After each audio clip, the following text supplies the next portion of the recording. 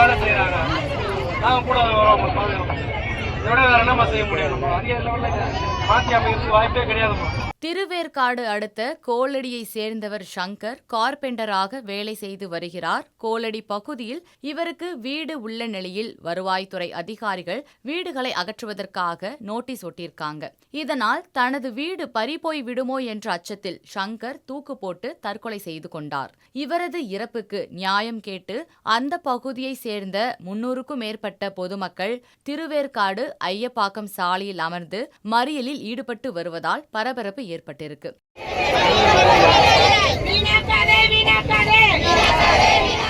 இதனால் சாலை முற்றிலுமாக முடங்கி உள்ளதால் காவல்துறை தரப்பில் பேச்சுவார்த்தை நடத்தியும் பொதுமக்கள் கலைந்து செல்லாததால் இப்பகுதியில பரபரப்பான சூழல் நிலவி வருகிறது.